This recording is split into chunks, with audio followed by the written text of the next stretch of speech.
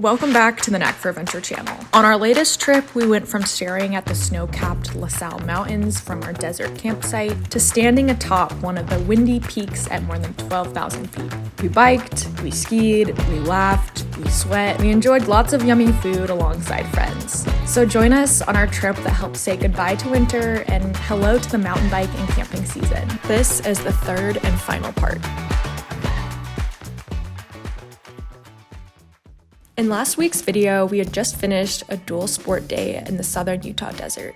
We would be spending the next 3 days in the Sal Mountains, exploring new peaks and enjoying an isolated stay in a yurt with a couple of our friends, and some cute pups too. Just like the camping portion of our trip, we took our time waking up in the morning.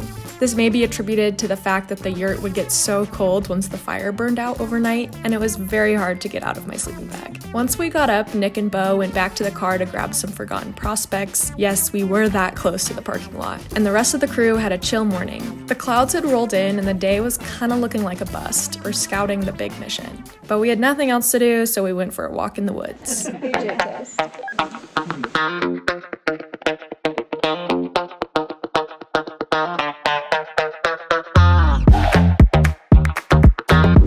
got your little wings. How was the trek to get snacks? It was good. It was a good walk.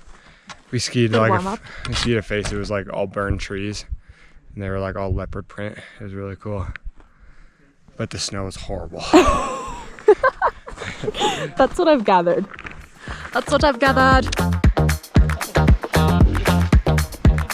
What way are we going?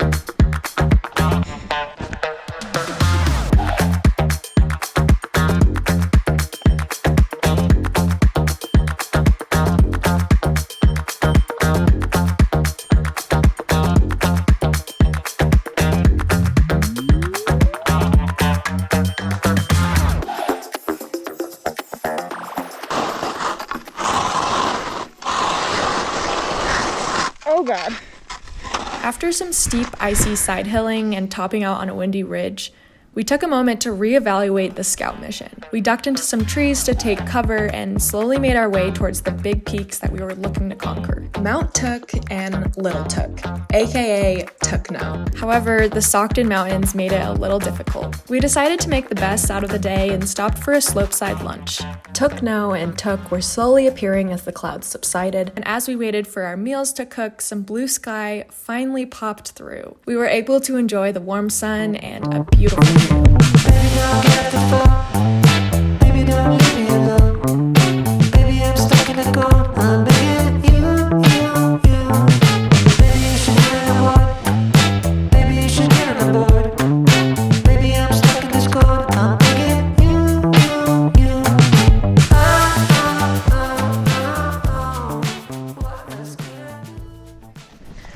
All right, we've got a new backpacking meal to try, and it is from Packet Gourmet. Got the mini bean salad. Nick, give us your report. Report? Mm-hmm. Oh, it's very good. It's warm. I feel like I was using it as it was steeping, in my jacket to keep me warm, and also the food. But That's pretty good. Yeah. It's very balsamic-y. There's 2 little packets of balsamic, so it's very tangy, It's a 5-bean blend with edamame, corn, shallots, and sweet peppers, and a tangy balsamic sauce. Super good. So it looks like there's green beans. Are those peanuts? No. Why did I think they were peanuts? They're just white beans.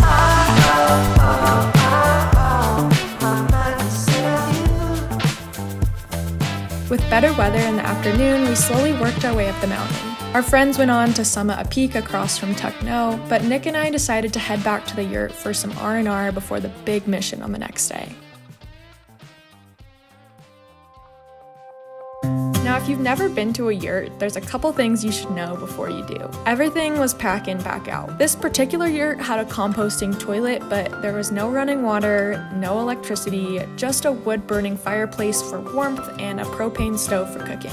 Sometimes starting the fire meant dealing with smoke, or having drinking water meant that we had to melt down snow on the fireplace, boil it, and then filter it. I honestly enjoyed making the most out of these little processes. It made me feel more in the moment and in tune with my surroundings. We whipped up a spaghetti dinner to carb a load for our big mission the next day, and also took some time to make some quick gear fixes. My skins ended up sticking too much to my skis, and I had huge globs of glue on the bases of my skis. We washed, scraped, and wiped the bases until the glue was a little bit more manageable. I tried keeping my skis and skins outside overnight and hoped it would prevent sticking on the next day's adventure. After a successful scout mission the day before, we left our decision up to the weather. And luckily, the day started out nice and clear, which was a good sign that we would be able to summit Took No, if not Mount Took, which is one of the 50 classic descents in North America. Basically, the bottom of my skis were pretty f***ed and sticky, and now I think all the stick is gone, and so we're gonna try and fix it. Hey. We had our bearings straight after the exploratory ski and skin, and we were able to make it straight to the base of the mountain before starting our steep walk up. Becky the skier, she's dropping. Nice turn. Beautiful execution. My friend Sammy had a great method for breaking up the ascent. She segmented the trail up into 7 parts. I would say that these parts were fairly equal when taking in factors like length, steepness, and difficulty. We slowly made our way up each section, and it was nice to have an end goal to look up to that wasn't the very top of the mountain.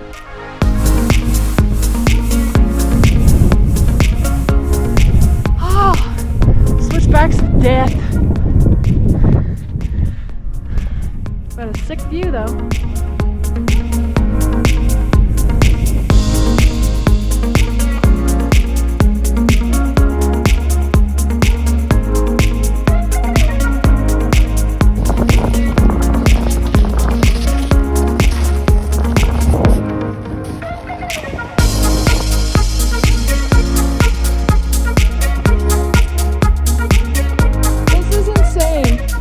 After the steepest boot pack of my life, we got to the ridge to start our final push to the top of Took No.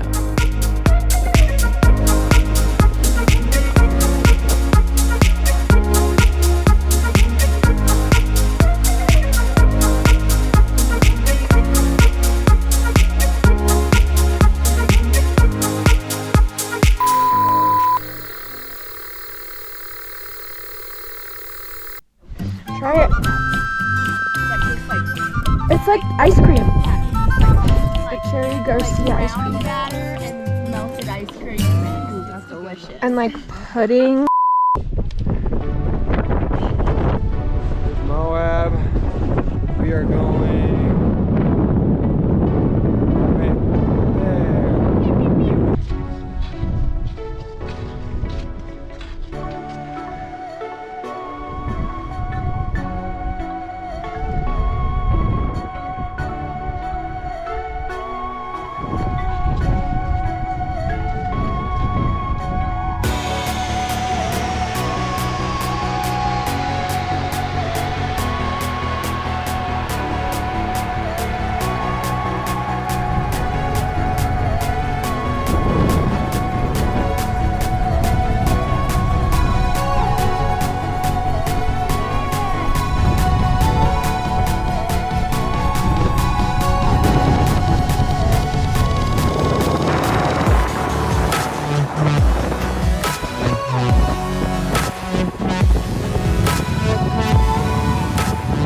Standing atop Took No was so powerful. We had gazed upon this mountain from the valley below, from our yurt, from our scout mission, and here we were. We summited this 12,000-foot mountain and had a panoramic view of the beautiful yet vastly different landscapes of the Utah desert. My face was windburnt and cold. There was frozen snot in my sled strands. My legs were shaking from the stair-stepper-esque boot pack, but we had done it. My first big backcountry summit, and it was exhilarating. Yet at the same time, I felt so safe and in tune with myself and my crew. As a team, we made the decision to forego summiting Mount Took We all agreed that we would come back next year with more knowledge in beta. But for now, it was time to reap the benefits of our climb. However, the descent was just as difficult as the ascent. It was steep, a little firm, I guess a lot of firm. I had slightly sticky bases, and unknown to me at the time, my boots were definitely in walk mode. Despite all of this, I was still able to enjoy this experience as I made my way down the open slope.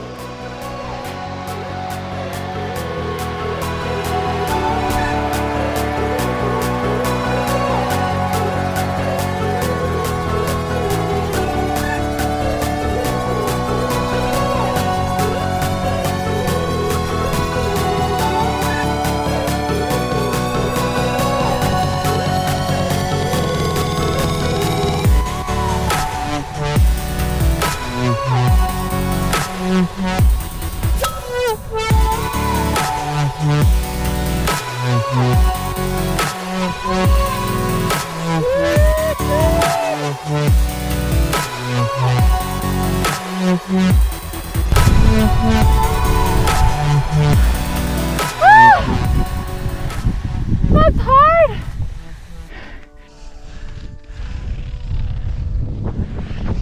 Mind going? Let's go. Nice. That top part? Nice. Whew. That's hard.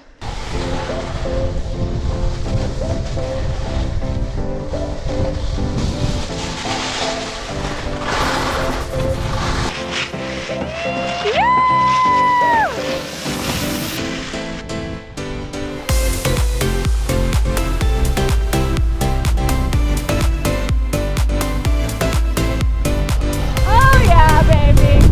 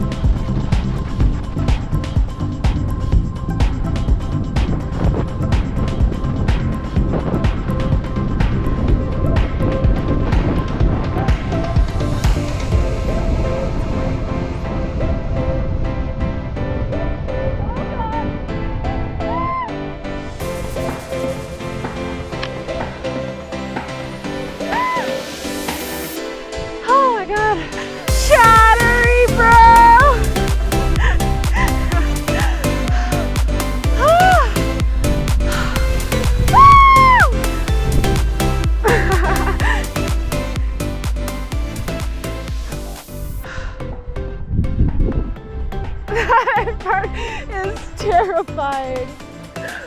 It looks nice and it's a good pitch, but it's icy as shit.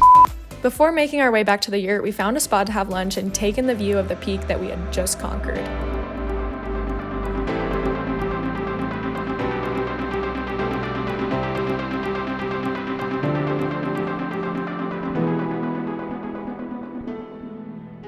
The short skin out was followed with a feast to get rid of our food in order to make a lighter load for the journey back the next day. What started out with some casual desert mountain bike riding ended with an epic journey in the mountains surrounded by our friends. And it was truly a trek for the books. It tested my physical and mental strength while also offering new insight about how to navigate difficult challenges on the trail. Plus, Nick snagged some epic photos to document the momentous adventure.